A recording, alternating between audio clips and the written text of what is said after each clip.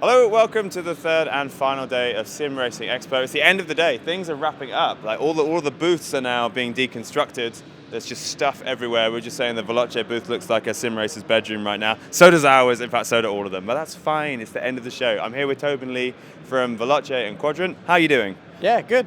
Good weekend? Yeah, it's a great weekend. Really busy.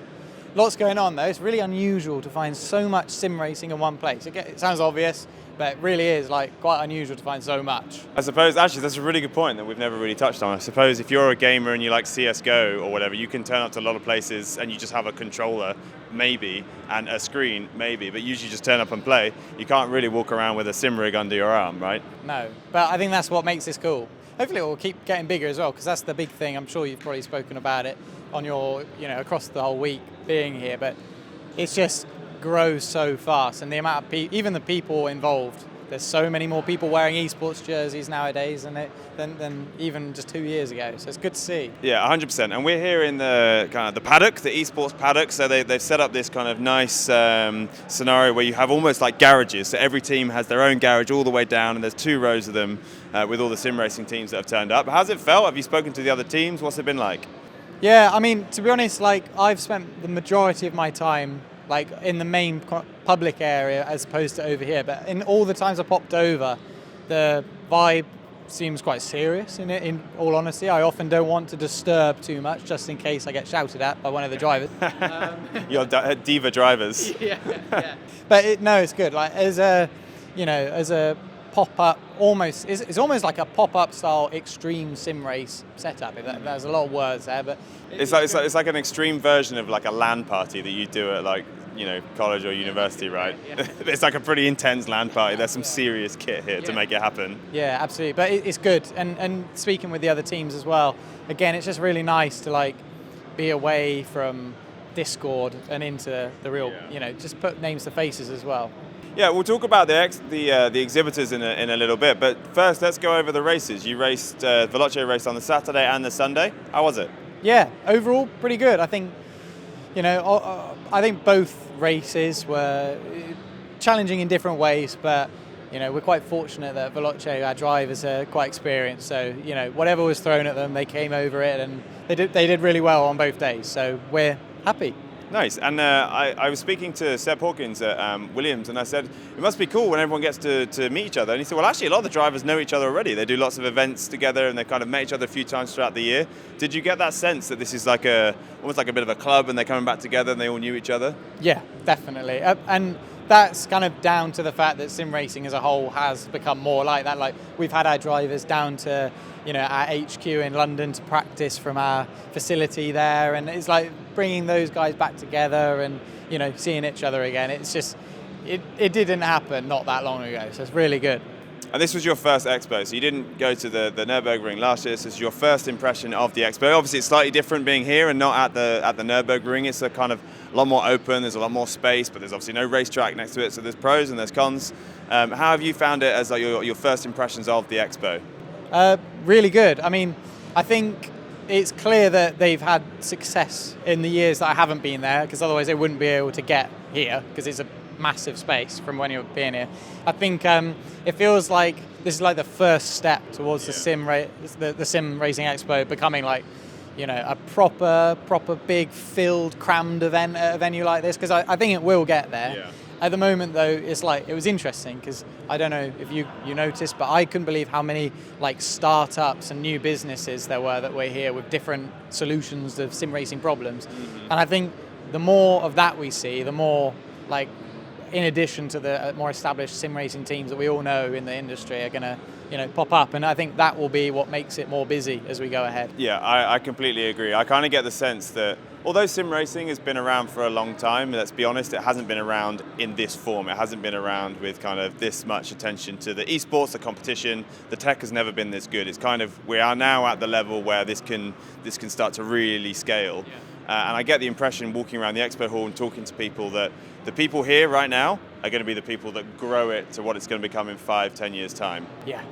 Who knows where it will be in 5-10 years' time as well. I reckon it will be, I can only imagine But 5-10 years ago, it was nothing. So for Yeah. it to be here, it's like, and I know, by the way, I know it was more than nothing, but in the grand scheme of things, like where it is now, it's a new beast. 100%. Kavana have done such a great job, and straight after this this podcast, we're going to speak to Danny and ask him how it's all been. The guy is crawling around somewhere. I think that guy needs a bath and some sleep. I think he's absolutely exhausted, and yet his hair remains completely untouched. I don't know how he does it. So, walking around the expo hall, has anything stood out to you? Is there anything that you've seen that you've gone, oh, okay, that's a game changer. That's a significant step up. Well, I think I would genuinely give a shout out to, there was a stand here called Coffee Racers. Yes. Yeah. And I saw it and I was like, oh, basically these guys have a product, it's a coffee table, but you can open it up and it becomes a sim rig. And I was like, that's a cool idea. There's no way it will work, surely. Like, how would a coffee table be strong enough to... Right. Did you try both? Did you try the... I did. I Yeah. did try both. And both of them were really good. Impressive, I was right? Quite shocked, actually. The desk one especially, the kind of under-desk storage system, it seems like you walk past it. When I first saw it, my first thought, I have to admit, was maybe a bit gimmicky. And then I tried it, and then I suddenly started to realize what the implications of it were, and I thought, actually, this could be really significant. Yeah, and also, it's just good to see, like, a new idea. Innovative ideas. Yeah. There's only so many aluminium profile rigs you can see before it all gets a bit samey, right? Yeah. And it must be difficult as well, like entering this market as well. So the amount of respect you have for like entrepreneurs and stuff that come into this space, like fair play. We need more of them, and then there'll be, I think opportunity growing, few and plentiful. Completely agree. Anything else that stood out? Any other stands or bits of equipment that you thought? I mean, for me, it was all just good. SimuCube were testing a new pedal that was very interesting. They kindly let me have a go, and it was, big things are coming basically, and it's all in development still at the moment. But I think it'll be interesting. We also had a little go on that pedal, and it was interesting to see the feedback in the brake. Made loads of sense to me. It took me a while to understand what the throttle was trying to tell me, but the thing I took away from it wasn't the detail of, oh, I'm not sure about that, I'm not sure about that, like this. It was, this is the direction it's going, right? Force feedback gives you so much information through, 2 limbs. Now you're going to get information through 4 limbs. You're doubling the data that you get as a driver, right? Yeah, exactly.